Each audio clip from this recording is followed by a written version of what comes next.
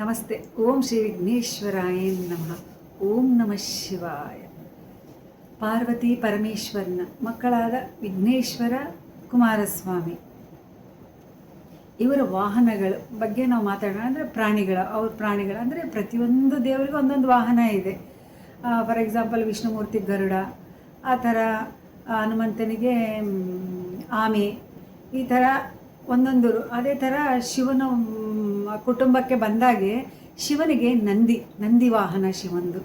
ಪಾರ್ವತಿದ್ದು ಹುಲಿ ಅಥವಾ ಸಿಂಹ ವಾಹನ.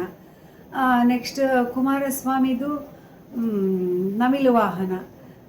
ವಿನಾಯಕಂದು ಇಲಿ ವಾಹನ. ಆಮೇಲೆ ಕೊರಳಲ್ಲಿ ಸರ್ಪವನ್ನು ಸುತ್ತಕೊಂಡಿರ್ತಾನೆ ಶಿವ, ಹೌದಾ?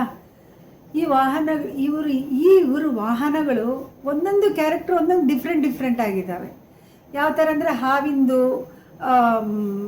ಬಹಳ ರ್ಯಾಶ್, ಆಮೇಲೆ ಇಲಿದ್ದು ತೂರು ಬಿಡೋದಿಲ್ಲೋ, ಅಥವಾ ನಂದಿ ಸಾಫ್ಟ್, ಹುಲಿ ಬಹಳ ಗಾಂಭೀರ್ಯ, ಹಾಗೆ ನವಿಲು ವೆರಿ ಬ್ಯೂಟಿಫುಲ್ ಆ್ಯಂಡ್ ಭಾಳ ಚೆನ್ನಾಗಿರುತ್ತೆ ಅದು. ನೆಕ್ಸ್ಟ್ ಏನಂದರೆ ಭಾಳ ಸುಂದರವಾಗಿ ಸ್ಮೂತಾಗಿರುತ್ತೆ. ಆದರೂ ಕೂಡ ಇವೆಲ್ಲನೂ ಕೂಡ ಇರ್ತದೆ, ವಾಹನಗಳೆಲ್ಲ ಒಂದೇ ಹತ್ರ ಇರ್ತವೆ.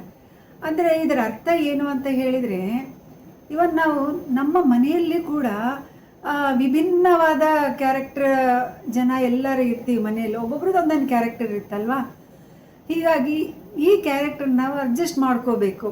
ಒಬ್ರಿಗೊಬ್ರು ಏನೇ ಆಗಲಿ, ಎಂಥದ್ದೇ ಪ್ರಾಬ್ಲಮ್ ಬರಲಿ, ಅಡ್ಜಸ್ಟ್ ಆಗಿ ಒಬ್ರಿಗೊಬ್ರು ನಾವು ಚೆನ್ನಾಗಿರ್ಬೋದು. ಇದೇ ಅಂತ ಹೇಳ್ತಾ ಇಲ್ಲ, ಇವನ್ ಸಮಾಜದಲ್ಲಿ ಕೂಡ ಹೇಳ್ತಾ ಇದ್ದೀನಿ. ಸಮಾಜದಲ್ಲಿ ಏನಾಗುತ್ತೆ ಅಂದರೆ, ಬೇರೆ ಬೇರೆ ಕ್ಯಾರೆಕ್ಟರ್ದವ್ರು ಏನೇನೋ ಹೇಳ್ತಿರ್ತಾರೆ, ಏನೇನೋ ಮಾಡ್ತಿರ್ತಾರೆ.